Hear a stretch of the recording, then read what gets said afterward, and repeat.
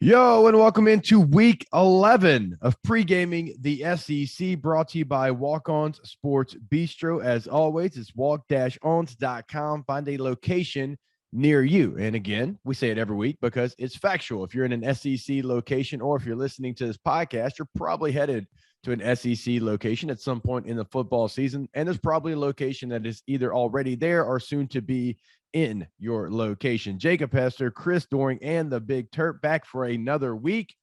And CD, what a week it was. What a week it was for the folks there in Baton Rouge. What a week it was for the folks in Athens. Great weekend of football in general in our conference and nationally as well, with Clemson falling to Notre Dame there and what was a beatdown. I was going to say it was an upset, but watching those two teams play, it seemed like Notre Dame was the better team from the get-go. But yeah, it just it's getting down to the stretch, and it's starting to gain a little bit of visibility in terms of what the college football playoff scene's going to look like, and certainly what the pairing for the SEC championship will look like in the first week of December. Well, just like we all had it after the Alabama week, LSU in the driver's seat in the SEC West. That's exactly what we talked about in Atlanta at SEC Media Days, right? Yeah, exactly. Right. I mean, it was a much different scenario than what we were thinking back in July. And even looking at where LSU was after that first weekend of the season, I made the statement at the time, with the issues on the offensive line, with as disorganized as they looked, as undisciplined as they looked, I said, this team's going to have a hard time making it to bowl eligibility. And here we are later on with them making their way most likely to Atlanta and having maybe the most positive growth I've seen in a season in the history of following this conference. Yeah, we're certainly going to get to it just like we do every single week. It's Hold My Beer, it's Last Call, and then we do the pre-gaming, and then we get to best bets. And I've been kind of stealing it from you, CD. I've been holding my beer before you, and I don't know if I've taken any of your Hold My Beer. So I'm going to try and be a good host. I'm going to pass it to you. Yeah. Where do you want to go first? This is the ultimate Hold My Beer, right? This is what Hold My Beer came from. It's the idea of going out and doing something bold, and that is exactly what Brian Kelly did on the sideline on Saturday night when he had a chance to kick the extra point, to go to another overtime period. He said, hold my beer. I'm going to pull my large testicles out, and I'm going to go for two here to end this game on the spot. It worked out, obviously, best for the decision that he made. Do you think, though, had he made that decision and not converted the two-point conversion, that there would have been upset LSU fans? I mean, I'm sure there's always going to be somebody that's second-guessing him, but in that moment when he made the decision, as an LSU alum, as a great player in the history of that program, were you on board for that decision, or were you a little nervous that maybe that wasn't the right move? So normally I wouldn't have great insight, like in the moment, what the fans were saying in the stands, because I've always worked LSU games or worked whatever game I've been at. This is, as you know, CD, the first year I am not working games. And so I watched this with my 13-year-old son, which in its own right was an amazing experience, something I've never gotten to do in my entire life. Since I've had children, I've not been able to do it because I was either playing or working. So that was a fantastic experience. But also, I got to hear what the fans were saying in every moment. Like, I was sitting with the fans. I'm in the West Stadium Club, sitting there in a section. And so whenever that decision was made and they score in overtime and they send the offense back out there, I was thinking, oh, man, these fans are going to erupt. They're going to be mad. And every fan that was in my section, at least, was like, absolutely, go for it. Go for two. We can't have another Florida State. That was kind of the theme there in the section that I was in. So at least where I was sitting and what we've heard on the show with T-Bob this week now, after the fact, you can say, yeah, sure. I was all about going for two. But in that moment, everyone sitting around me, CD, actually agreed with the moment and said, yeah, we should go for two because, one, you don't want another Florida State. And two, how many more times do you want to send the Heisman Trophy winner back on the field with a chance to win? Yeah, I think that it sends a couple messages. One, to your players that you believe in them. One, that you're going to take this opportunity in front of the home fans to beat Alabama, a team that's given you fits over the last couple decades. But I also think it's a statement larger than just this game. And it has to do more with the rivalry going forward. We're not afraid of Alabama. We're not going to play conservatively. Right. We're not going to hope for the best. We're going to be the dictators of the tempo. We're going to decide what happens here. and take control of this game. And I almost feel you would probably know this better, but from those that I talked to around the LSU program, it seemed like that was the message through the entire bye week into game prep week, is that why are we going to treat this like any other game? This is a nameless, faceless opponent like every other team that we've played this year. We're not going to get overwhelmed by the idea of this is Alabama and the history that's come along with that. Yeah, I think you're right, because so many times that game has been built up so much and too much, and probably more from the LSU side than the Alabama side. And for Alabama, they've probably had the thought process of, we've won a lot of these in a row. We only lost once, and that was in 2019. It took a historic team to beat us, right? And so for them, that's probably the way they've treated that game, and it's been a benefit for them. LSU in the past, they've made too much of this game. And look, there's a bye week in between it. And so that's going to happen organically, but also LSU added some extra to that, you always felt like. And so Brian Kelly did do a nice job of making it, hey, this is an opponent. They're a great opponent. They're number 6 in the country. We're a 2-touchdown underdog, but like, it's not about who the opponent is. We're treating this like we treated Ole Miss. And I thought that was key for this matchup. And there's so many great storylines to get into when it comes to some of the guys that are having success for LSU. And I've kind of talked about it all week. Like, this is a team that bet on themselves. If you really think about some of the stars for this team, the head coach, Brian Kelly, he bet on himself. He's at Notre Dame. They're winning 10 games every year. Last year, they almost get into the CFP. LSU was really, let's call it like it is. It was a dumpster fire the last 2 years after all the success in 19. But he bets on himself, saying, I can turn that historic program around. I can go in there and I can win championships, something I haven't yet done at Notre Dame. And you leave a really good job, a marquee blue blood job, to come to LSU. He's betting on himself to be able to turn it around. Jaden Daniels at Arizona State. LSU didn't reach out to him. He reached out to LSU. That's an important part of the story here. I don't think I've ever heard that either. I wasn't aware that that was the genesis of the whole discussion about the job being taken. Yeah, he reached out to LSU and was like, hey, would y'all be interested? And so LSU starts to do their homework, and obviously they accept him, and he's a starting quarterback. But he bet on himself. He looked across the country and said, where do I want to go play? Where can I play? And LSU didn't have a light quarterback room. I mean, they had Miles Brennan. They had Garrett Nussmeier. They have Walker Howard, who's a 5-star number 2 quarterback in the country. So he bets on himself and goes to LSU. I mean, Josh Williams. Josh Williams is someone who gets hurt his senior year of high school, has scholarship offers to go play college football at the FBS level, not as high as LSU because of the injury, doesn't take scholarship offers to get his college paid for, walks on to LSU, and then earns a scholarship after his freshman year. That's betting on yourself. And I know you can appreciate that as well. So, like, I mean, I could go story after story, but that's what this team is really made up of. And the makeup and the DNA of this team is one that's really impressive. Now, we'll get to it later when we pregame the SEC. They've got to be laser focused, and that's a term they like to use over across the Ponderosa, is laser focused. They better be laser focused this week. Yeah, you worry about that letdown and, the sense of complacency that can creep in. And as you said, we could talk about it a little bit more later as we look ahead to this upcoming weekend. But this is a dangerous game that looms for them, having to go to Fayetteville, a team that clearly was embarrassed last week, and I know wants to make up for that poor representation of themselves they put on tape. Yeah. So we can look at that going forward, but how you handle success is sometimes more difficult than actually how you handle failure. So we'll see if LSU's up for the task. All right, hold my beer. I'm going to Athens, Georgia, and it's really just plain and simple. It is, we're the top dog, no pun intended. We're still Georgia. We're still the champion.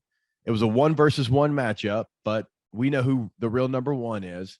No one talks about us. We're the least talked about number 1 team, maybe of all time. We have a quarterback in Stetson Bennett that no one wants to talk about or give him any credit for the success. It's just, how Kirby works. I know how Kirby works. He wants it this way, but it's amazing how Georgia does not get talked about and every other team around them does. And this is not against Tennessee. Tennessee is a damn good football team. Tennessee is going to still go a long way this year. They have many wins still in front of them. But Georgia, you're talking about hold my beer. Oh, you think you're the number 1 team in the country? And they're not just talking to Tennessee. That was a statement on every other team that thinks that they could potentially challenge Georgia. Look at what Oregon's done. I mean, Oregon's a damn good football team. And I know that game probably wouldn't be 49-3 or whatever it was if they played it again, but Georgia wins and they win by double digits. So Georgia reminded all of us, and I'm including myself in this, CD, we're still the top dog. We still sit on top of the mountain, and you're not really close to knocking us off. It was impressive. I'll tell you what, sometimes the offense gets overshadowed by, the defense. And I think in this case, that's certainly. We won't allow that here on Pregaming the Yeah. SEC with two offensive guys. Yeah. I mean, looking at what Stetson Bennett did, setting the tone in the first half of that game, using receivers that had not, wide receivers had kind of been an afterthought in this offense with injuries and tight ends taking center stage. But Arian Smith catching that long pass early on.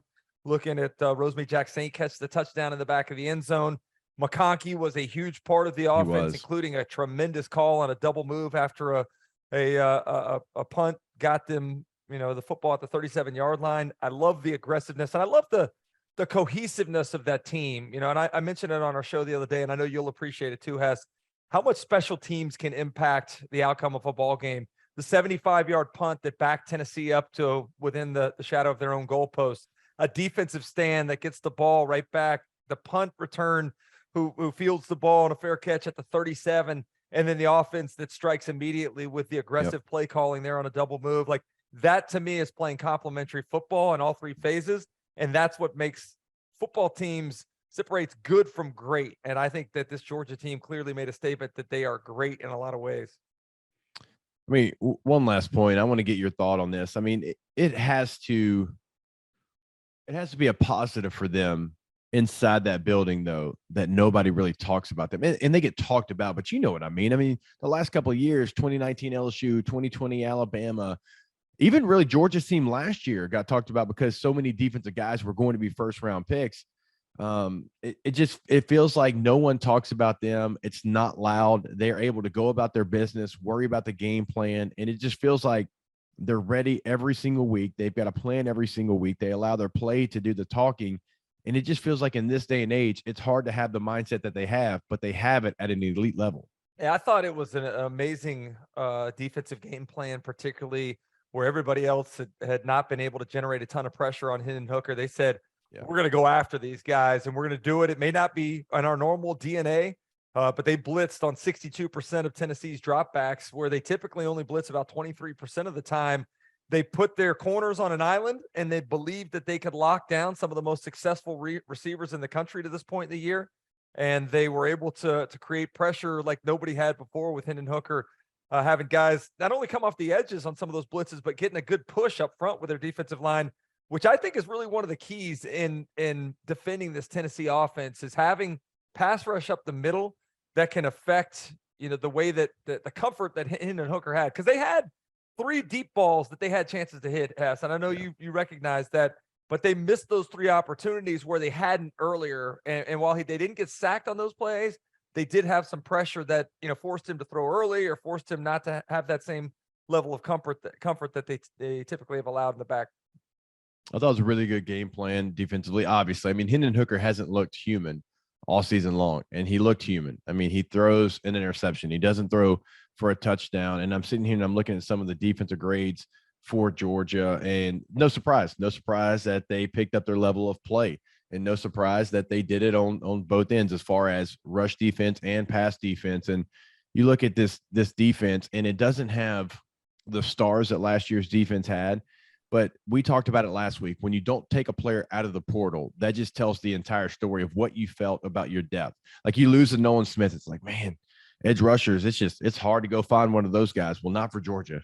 Not for Georgia. They got another guy waiting in the wings, and he's going to step up. It might not be to the exact level, but it's damn close, and they can win games with it. I'll tell you this too, it's a great contrast to what we've seen at other places this year, particularly Texas A&M, because you could go back and compare. Texas A&M's probably recruited better than what Georgia has over a 3-year span, at least to the recruiting rankings. But it's not just about accumulating that talent. It's about developing that talent, and it's about putting them in positions with game plans for them to be successful. Utilization of the talent that you have and optimizing their abilities. That's exactly what I watched from Georgia. And I was remiss the other day. I mentioned Kirby Smart and Will Muschamp, and I forgot all about Glenn Schumann being the co-defensive coordinator there. Mm-hmm. I feel so bad about that. But those 3 guys and the rest of the defensive staff put together a tremendous game plan where they trusted their guys and I don't know if you watched it on tape yet or not, but it's like watching a well choreographed like orchestra or like a dance, like everybody doing their part together. It was beautiful to watch on tape. All right, Big Turp, we want to welcome you onto the show. I know we went long there with Hold My Beer, but with two epic performances and two great scenes, two great crowds, and really just four really good football teams. That was a lot of fun to watch over the weekend. Let's go ahead and hit a little last call. All right, let's do it. Let's go a little rapid fire here. CD, why don't we just go ahead and start with your Gators, man? Might have been some flu issues on the other end of Texas A&M, but we're not going to get too much into that. For a Gators perspective here, they get the 41-24 win over a preseason top 10 team. Not bad, right? Yeah, Big Turb, I don't know what I expected from Florida after a tumultuous week in Gainesville where you kicked Brenton Cox off the team, one of the most probably the most effective pass rusher you have on the team, but a guy that has been known for doing things his own way, not necessarily playing his assignments, being a little bit of a me guy. I think it was a signal, Hester, to everybody that, hey, we're not sacrificing culture. We're not sacrificing, our plan going forward for the future for production now in the present. And it was a signal they were moving forward. And that's exactly what you saw on the field, particularly in the second half. I thought Florida, who had been terrible on defense on third down for the entire season, had their best performance in the second half of that game with largely a lot of young guys that most people don't know the names of at this point. They were able to get pressure. They created turnovers. They got off the field on third down. And offensively, it was the best performance I've seen from Anthony Richardson all season long. May not have been the best statistical outing, but I thought it was the best. I'd seen him in command of an offense and the best game plan to put him positioned to be successful. Early on, you saw a lot of nakeds and boots. You also saw tremendous use of the zone read stuff, which is right up his alley. I think, like we've talked about before, he is a shooter. When he gets hot, the rest of the game is going to flow that way. And from the flip side, when things don't go well, it's going to be a long day. So they did a good job of putting him in his wheelhouse early to have that success he needed. Yeah, he graded out at 86% for the game on Pro Football Focus, and that's an incredibly high number. Obviously, quarterbacks are going to get graded on a difficult scale. I thought he was massive. I think this is a big win for Florida. Go on the road, 11 a.m. kick, Texas A&M. You're not quite sure what's going to be available for them. And so, yes, that hurts them, but also you don't really know who to prepare for, and their backs are against the wall. I feel like even though all of that happened, it's still a win that Florida had to have, and it helps the narrative of this season. I truly do. I mean, going on the road, beating Texas A&M, I think that can help Florida continue to try to get to where they want to go. Now, I understand that Florida has high expectations, and they should. This isn't necessarily where Florida wants to be, but CD, I don't know if you would agree, like this feels like a win that they had to have, and it's a massive victory, even though Texas A&M is not the team we thought they were. I think you have three teams left on your schedule that you can beat. Yeah. Is it going to be easy? No. I think you can beat South Carolina at home, certainly Vanderbilt on the road. Now, at Florida State, that is more difficult maybe than we thought before the season. But if you roll off a couple of victories here after what happened in Jacksonville, let's say you win 3 or 4. I'll be honest with you, I'm still going to consider that a successful run there after you were 6-7 a year ago. Yeah, Hess, I thought heading into November, Florida would be lucky to go 2-2, which would have finished the year at 6-6. Yeah. Less than optimal given what you did, at least the feeling that you had after you beat Utah in week 1. I think that was one that a lot of people considered, Florida stealing as you looked at the schedule in the preseason. But, where I thought they'd be lucky to go 2-2, now I think they have as good a chance as any to go 4-0 in the month of November with what's left on the schedule. And I think that game was a large confidence boost for this team that has so many young guys. And it's like, hey, coaches, you do what we ask you to do. You trust the game plan. You go out there and play. This is what happens. Yep. And so I think it's a big building block for the future for this Florida football team and the young players that got some necessary time on Saturday. And I'll just quickly go, Big Turd, to the other side. Texas A&M, it's just bad. It's bad all around. You're 3-6. You're 1-5 in conference play. You had some flu issues. You were missing key pieces. I understand all of that, but it's just bad. And the ball is rolling downhill, and you can't stop it. There's no way to get in front of it right now. You're just going to have to let the ball roll all the way down to the bottom and just settle itself in the offseason, and then you're going to have to regroup. That's just – it is what it is right now. You've got to go win 3 games in a row to just be bowl eligible. You got to go win 3 in a row for the number 6 preseason team in the country to be bowl eligible. And I just don't see it happening. Haynes King, yet again, just completion percentage is incredibly low. You can tell that there's playmaking ability there, but it's not consistent enough for it to make a difference. You feel bad for A-Chain because he's a hell of a running back, 122 yards, 2 touchdowns in this game. But it's not enough in college football at this level when you have one playmaker out there making plays. Again, it is what, like, Aggie fans, if you're listening to this, you're probably not searching out actually content for the Aggies right now, because I know how that is when your team's losing. Like, you almost don't want to hear about it. It's not going to get better. There's nothing in this season that can save the season. Will beating LSU help probably your feelings like at the end of the season? Yeah, it'd help your feelings, but it's not going to help the growth of the program. It's not coming until the offseason, and that's just the way it is. It's not a great feeling, but that's what you have to wait on. I'll say this, man, before we move on from A&M. A-Chain has been tremendous. I actually saw a lot of positive in Evan Stewart and the way that he ran routes on Saturday. Clearly, the hype that he was brought in under is starting to show itself. He was targeted 17 times in that game. Musim Muhammad targeted 13 times. They had 3 guys that caught passes on the entire afternoon. And to your point, A-Chain doing the heavy lifting in terms of 16 carries on the ground. He also had 1 catch. I'm sorry, 4 receivers caught balls. A-Chain caught 1 as well. 3 receivers, 1 running back. To your point. Yeah, exactly. So the fact that they don't have more guys to spread the ball around to, I don't know if it's just the limitations of the offense or the lack of trust in anybody else, but like, it's tough to win in this day and age when you only have 3 weapons that you feel like you can get the ball to in order to give yourself a chance for success on offense. I'm with you there. And again, like, there's going to be massive changes in the offseason on the coaching staff. You have some players in that building, obviously, with the way you have recruited. Now you have to continue recruiting like that, and you have to re-recruit probably some of those players that are a little upset with the way the season has gone. Like, we know that's the case in college football now. So it's going to be very interesting there in College Station in the offseason. All right, Big Terp. All right, let's go to the Auburn-Mississippi State game, but I do want to start on the Auburn side of things because first game under Cadillac Williams, and they did lose, but it was a slightly encouraging performance to take them to OT, end up losing 39-33, but we'll hit Auburn first, Mississippi State second. Hess, last call, what you got? All right, we're going to hit Auburn first, Mississippi State second. Auburn, you're right. Like, they put up fight for Cadillac, and I've got so much respect for Cadillac Williams. He was one of the guys when I got into college football. It's like, that's what an SEC running back is supposed to look like. It hasn't been, even with Harsin, you haven't seen a team quit. That's not been the case, which that is encouraging. It's encouraging because they've had many opportunities to quit, but there's not enough. And Robbie Ashford, 7 of 22, 75 yards. Now, he had 108 and 2 tuds on the ground, and that's great, but they have to find more through the air in today's college football. I do like the fact that they gave Bigsby and Hunter the football. They gave it to him 25 times combined. That's what they should have been doing all season long. But if you're going to throw 22 passes, CD, you've got to be more efficient. If your stat line was 8 of 11, I can get on board with that because you know that you're limited there, but you came up with 11 concepts that you felt good about.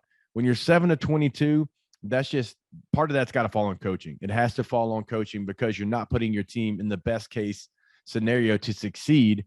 And I understand it is, I can't imagine like the tornado that's going on in that building right now because you're coaching. You don't know if you got to sell your house, where you're going to be next year. And so I'm not even really throwing all this blame on them because, again, I feel for that staff right now.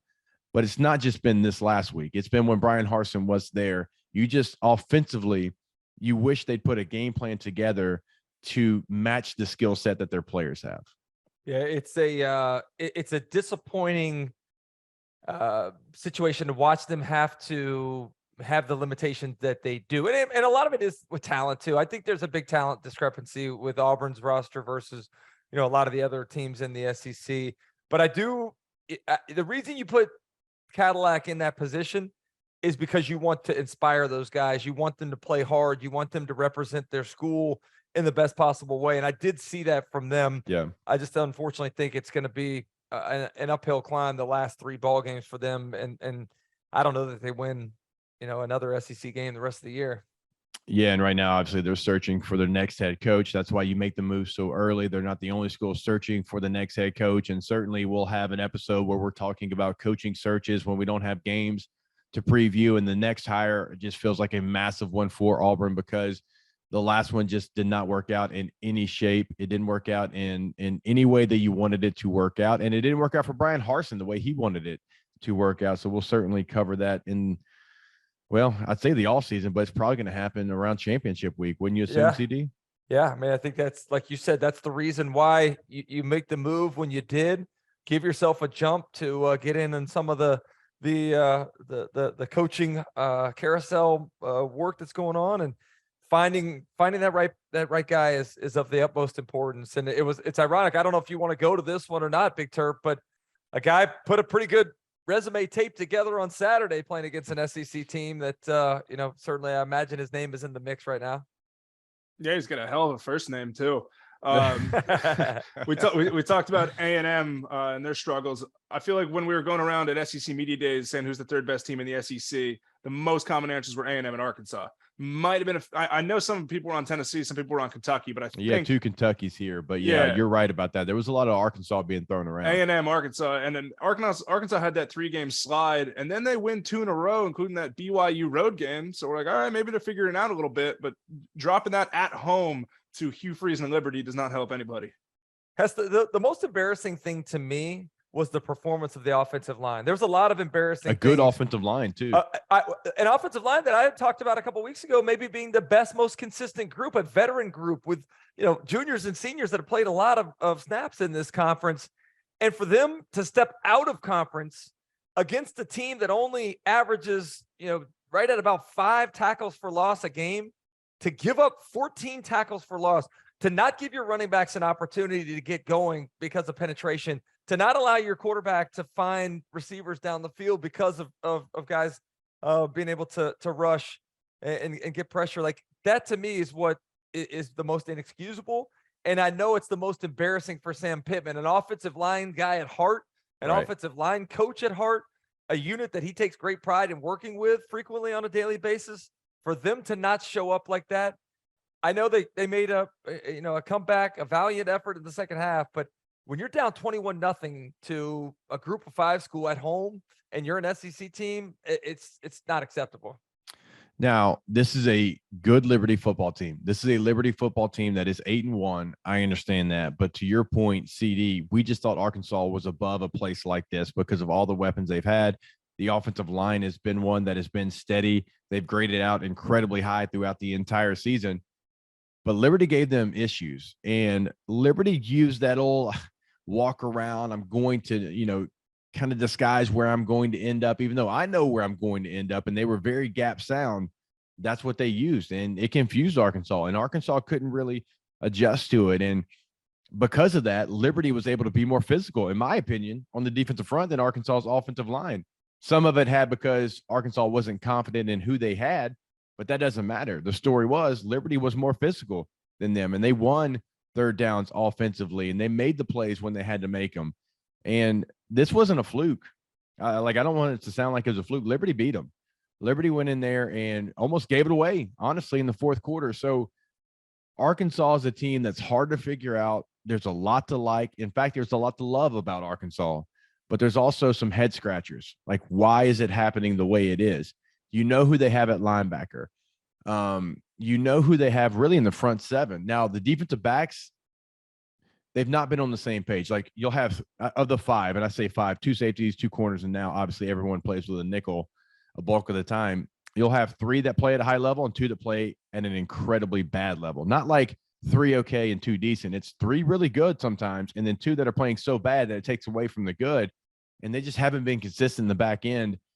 I can't figure this team out, CD. I think Rocket Sanders is an unbelievable running back, but then you're looking for more help at the receiver position. You're not getting it there. You're trying to replace a first-round pick. You haven't done so. So it's not like a dumpster fire situation by any means. I think there's still things to like about Arkansas, but it's like, why can't it all come together? Yeah. And you're right. I thought that they had figured things out, because remember last year they struggled through a similar 3-game period where they lost 3 successive games. They did the same thing this year. You felt like they were going to, hit a hit a little bit of a stride after KJ Jefferson returned, and the offense looked more like what we've come to expect them to look like. And for them to get shut out the way they did in the first half, it just reminded me a lot of their effort against Missouri State. And Missouri State's a team that you can sleepwalk through and come back and win the ball game in the second half. That's not the case with Liberty. As you said, a good group of five school that plays hard, that believes they can win these games because they've been in these situations before. I forgot all about the Missouri State game, by the way. Yeah. Bobby Petrino coming back. That's a good point of reference to kind of talk about this game. They could do it in that game. Liberty too good for that to happen. Big one this week for Arkansas. We'll get to it in a little bit. Hugh, who we have next? We got another one of those teams that was in the preseason discussion about third best in the SEC from both of you. Kentucky beats Missouri over the weekend. Obviously not where they wanted to be at this point, but they've now won 2 of 3 against Mississippi State and Missouri with a bad loss to Tennessee sandwiched in there. But let's go last call Kentucky after that Mizzou win on the road. So 6-3, not exactly where we had them. CD and I were as high as anyone on Kentucky, but it's not like they've fallen off a cliff. I mean, they are still a football team that can go out there and beat a good team. We saw it against Mississippi State. We have seen it throughout the year. We saw it against Florida early in the year. Florida coming off that huge victory against Utah that was on the road in the swamp. Outside of the Tennessee game, when you just got thumped. I mean, Ole Miss game had many opportunities in that one. South Carolina, that game, you had some opportunities. You weren't able to pull it off. So this is a team that we thought would be probably a step ahead of where they're at, but it's not like they're 3 steps below where we had them. So you've got Vanderbilt and how you got number 1 Georgia. That was a game that we thought was going to be the SEC East championship game. Basically, it's not going to be that, but you still have an opportunity there. You'll get a victory against Vanderbilt. Then you have Louisville, who's not bad, CD. Louisville's been playing really good football. They're 6-3 in the ACC. Scott Satterfield, who had a hot seat coming into the season, has cooled that one off as well. So there's still moments that Kentucky can go out there and win big games, but there's also an opportunity for them to lose 2 of the next 3.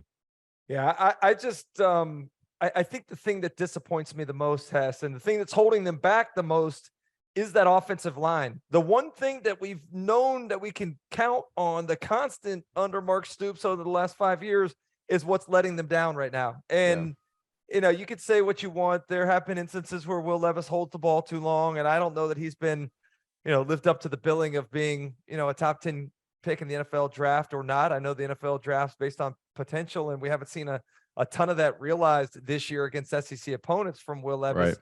But how much of that has been because of the offensive line? How limited is I mean, they're last in the conference in sacks allowed. They couldn't get the running game going. And credit Missouri, too. They got a tremendous defensive line. I don't think people realize just how good they are up front. But Kentucky did what they had to do. They made a couple drives when they had to in the second half. Will Levis goes 6 of 7 with 2 touchdowns in the third and fourth quarter to give them what they needed. And they made the special teams plays when Missouri didn't. There was a punt earlier that the Missouri punter drops that he tries to run for the first time, gets stopped, and Kentucky gets good field position. The other side of the ball, Kentucky's punter makes a hell of an athletic play, going and getting the ball, getting it out, and taking the roughing the punter call that he gave himself up for that one. He did, and that takes a lot of composure. Most kickers in that situation are kicking the ball out the back of the end zone or are jumping on it and trying to take the safety. Yeah. He's trying to make a play, and I credit him for doing that, putting his body on the line for the team. So I'll say this: Kentucky again still can have a nice season, can still create momentum, can still have big victories at the end of the season. And then I'll say this about Missouri: I don't know if they have the talent that they want to have, but I know that they have to be excited about the dogfight that they have in them. Every single one of their players, when you turn on the tape, they fight like hell. The only game they got out of hand was that Kansas State game. Every other game, they're giving you every ounce of anything that they have. And we love drink. We talk about drink all the time. But if I had a group of 5 job and it's open and my team needs some grit and they need somebody to come in there and light a fire, I'm calling Blake Baker, and I'm calling him yesterday because he's going to be my next head coach. I don't know if Blake wants to do that. I know Blake pretty well. I don't know if that's something that's a passion of his to be a head coach. He might love being a defensive coordinator. I don't know that. But if I had a group of 5 job, that's my first call. I truly believe what he's done for this defense and what he's done for the attitude of this defense is remarkable. It's amazing the turnaround, particularly how poor they were last year on the defensive side against the run. I mean, they were historically bad defending the run to the point where we got on here every week and laughed about it. I mean, it was the butt of the jokes that we talked about when we addressed Missouri, and they went out and made that now a strength. They were in the top 5 in rush defense in the conference when I looked last week. I imagine that they vaulted up even higher than that now. But credit to them for that, and credit to them. They're starting to minimize mistakes on offense, and I think you go back and you looked at Brady Cook early in the season. He'd have moments of playing really well, and then that mind-numbing mistake that would cost Missouri the ball game. He's still not in my top, of the top half of the league's quarterbacks. But I think he's moving up because he's minimizing mistakes. He's understanding the offense. He's showing athleticism, running the football. And I do see a future where he, blossoms into a more robust quarterback in this conference. All right, Big Turp, where are we going next? Do you want to spin it forward? Because I wanted to start with Kentucky, Missouri in pregaming. Say that again now? Do you guys want to spin it forward to pregaming? Yeah, but Kentucky and Missouri already played, so we can't pregame a game that already happened. Did I say Kentucky, Missouri? You did. Oh, and picture me saying Tennessee, Missouri. All right, so Tennessee, Missouri. Tennessee just got not exposed, but they got shut down by Georgia's defense, held to 13 points. They had not scored less than, I think, 33 or something like that. So I was looking at it earlier. They've scored under 30 one time. It was last week. And Missouri has given up over 30 one time, and that was Kansas State in week 2.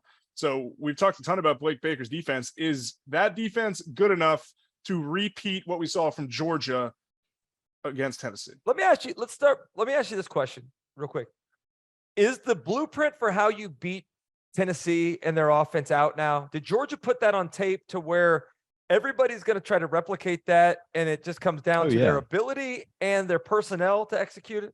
Absolutely. They put out a blueprint. Now, Jimmy's and Joe's at Georgia are Jimmy's and Joe's at Georgia and not anywhere else, but doesn't mean you can't replicate it and have success. And again, like Blake Baker, the thing I can say the best about him is his guys buy into whatever he's selling. And so they'll buy into the game plan. Now, is it enough to keep them down for as long as Georgia did? Probably not, but it's not about that. Can you keep them under 30?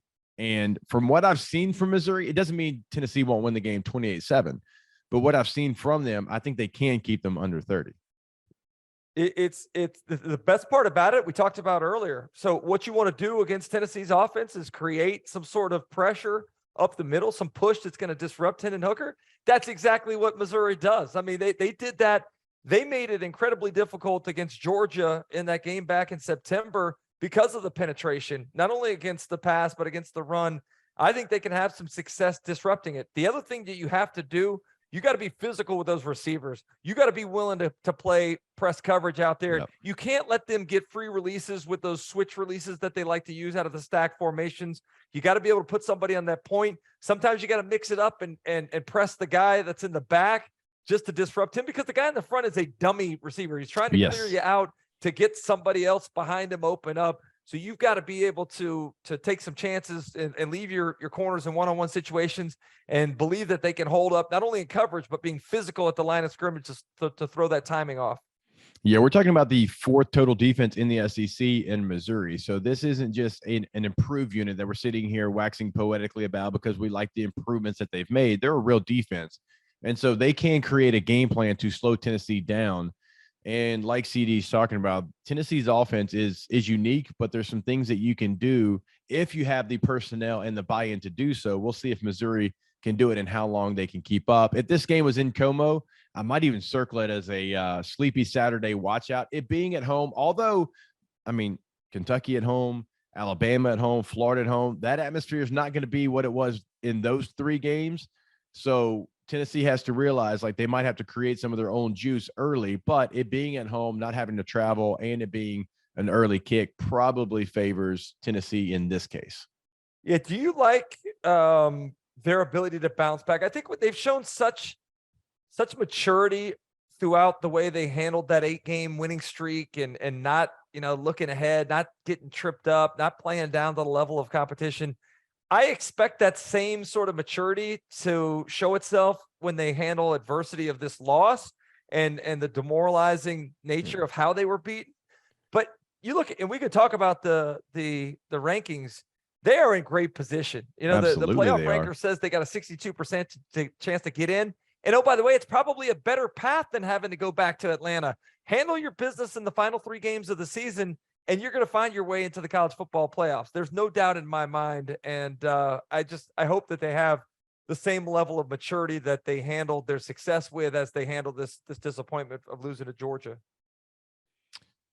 I think they bounce back. I think it's probably more difficult than Tennessee fans are going to realize because I think Missouri just plays that hard. They'll bounce back. It's a 21-point spread. Don't know if they get there. If they did, I wouldn't be shocked. Make no mistake about it. But it's an interesting spot for Tennessee, and they can use this as a springboard to continue to try to get into the CFP because, like CD said, they are in a great position. Now, another potential sleepy Saturday game. And that's what we used to call them in the locker room when you had the early kick and it was against a team that wasn't ranked and you're ranked. LSU number 7 in the country, traveling to Fayetteville, Arkansas to take on that Arkansas team. We spent a lot of time talking about both teams, but CD, I'll throw this one to you. How do you expect this game to play out? How do I expect this game to play out? Yeah, 11 a.m. kick. It's supposed to be cold in Fayetteville. KJ Jefferson's questionable for the game. LSU coming off a very emotional victory at home against Alabama. All the storylines.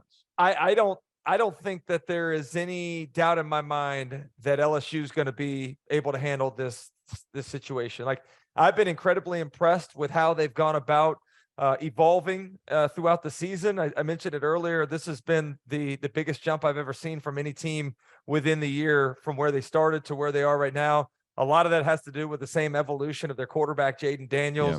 But look at Mason Taylor, right? Mason Taylor was part of the reason why LSU lost that opening game of the season. And fast forward 2.5 months later, he's the guy you're going to in the fourth quarter on a touchdown pass that you had to have. And when you go for the 2-point play, you put the game in the hands of him running that route right, using the pick right, catching the ball right. Like it just shows the growth of this team.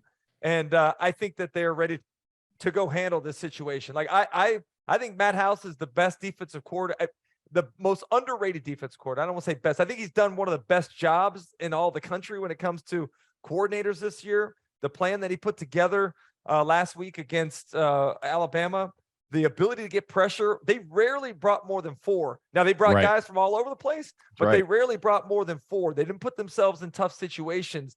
And to me, that was one of the most impressive things. I imagine you'll see a similar game plan in the usage of Harold Perkins Jr. as well. Yeah, that's what I said this morning. Yeah. Game plan. Oh, yeah. With him in that spy role, the athleticism that he had, the instincts that he has, you're going to need that same sort of game plan against a mobile KJ Jefferson too. So I think you'll see some of the same sort of game plan from him, but I think they handle this challenge with flying colors.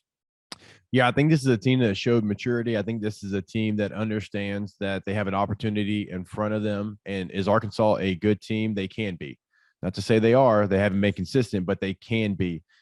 And look, you've got Joe Fouché and Greg Brooks, who are starters for you that played at Arkansas last year, right? So you hope those players in the building are saying, hey, here's what Arkansas can do. Here's what they thought about you last year. Remember, Arkansas got an overtime victory in this game last year. And so, like, if you're LSU, you hope those guys are talking through the younger players this week to maybe kind of prepare them for that game. Again, early kick, cold, the whole deal. So LSU has been a mature team. We'll see if they can continue to be a mature team. Really, the game of the week, though, if we're sitting here pre-gaming the SEC, Alabama and Ole Miss, because if LSU does, in fact, beat Arkansas and Alabama beats Ole Miss, then LSU could lose to Texas A&M and still get to Atlanta. So there's a lot on the line there in Oxford, because if Ole Miss wins, let's not forget about them. Bro. If Ole Miss wins, they're not in the SEC championship game because LSU has the head-to-head, and LSU could just win their games and be in Atlanta. But let's say LSU slips up in one of those 2 weeks, Ole Miss continues winning, they get to the SEC championship game, and if they win, they only have one loss. They get into the CFP.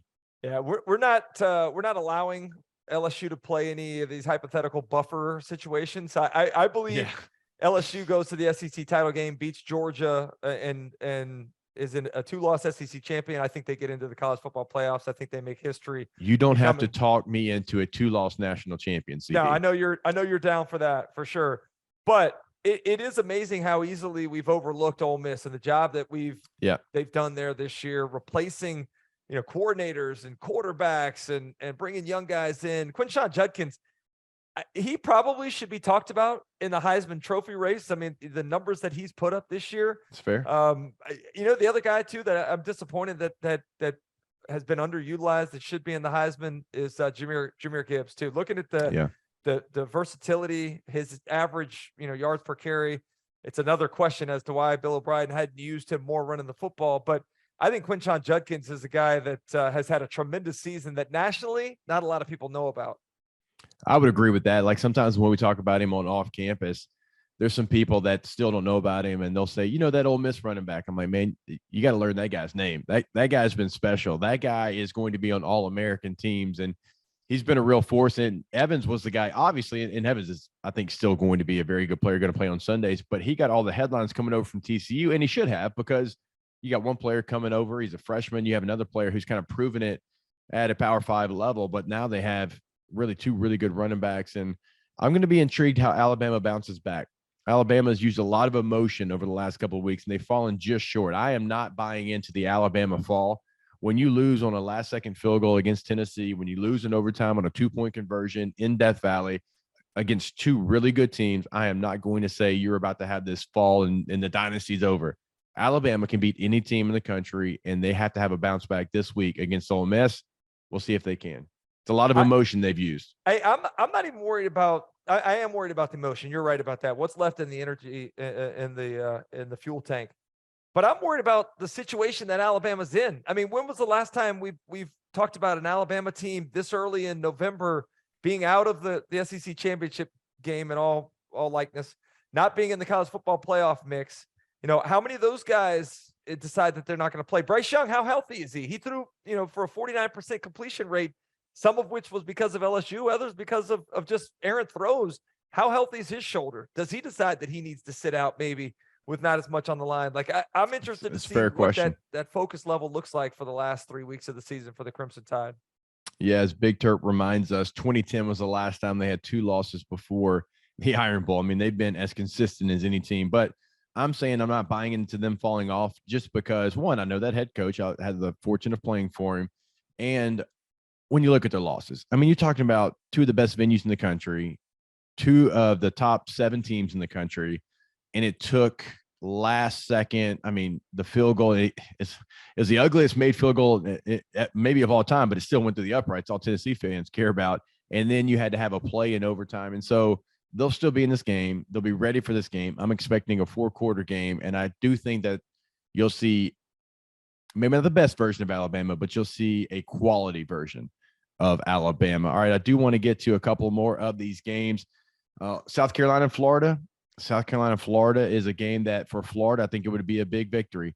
South Carolina, same thing. Anytime South Carolina can go into the swamp and get a victory, I don't care what Florida's record is or what's happened before that. I feel like that is a big thing for them. And then Florida, CD, we talked about it earlier. You go get this victory. You're 6-4. You're 3-4 in the SEC, and you still have some opportunities to put a product out there. If you finish 8-4 in this season, you might not agree with me because I know, the expectations of that place, but I'll consider that a win. Yeah, no doubt about it. I think that you look at what has transpired up and down with the way that this uneven, just from the start of the year, it's been an uneven year for them. And so I think you're right about that. And I think that there's a lot of positives to be able to build on, which is still very early in the tenure of this coaching staff. So there's a lot that you need to play for this year, but it's also about the foundation for the future. Georgia, Mississippi State. Georgia traveling to Starkville, and Mississippi State 6-3, 3-3 in conference. It's been a little hard to figure out exactly what they can do against these top tier teams. They come out 13-0 against LSU, and I'm like, okay, like this looks different. And then LSU is able to, obviously, in the second half, not only win the game, kind of pulled away from Mississippi State. We saw the matchup against Alabama, which is never a good matchup for Mississippi State. Georgia's a 16-point favorite. This feels like another bad matchup for Mississippi State. And I think that's a team that deserves probably more credit than we give them. But still, they're not ready for this matchup. They're not really built for a matchup like this. I think Georgia goes in, and I think they cover. I asked this question the other day on our show with Alyssa. You know, we watched Alabama completely smother Mississippi State's offense, their passing game, their ability to, kind of sit on everything. No real threat of the passing game stretching the field.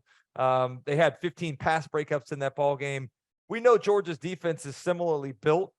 How much do you think that translates? Watching what Alabama was able to do and the game plan that they utilize, how much do you think that translates for Georgia's defense, for Kirby, for Glenn Schumann, for Will Muschamp? Say that again.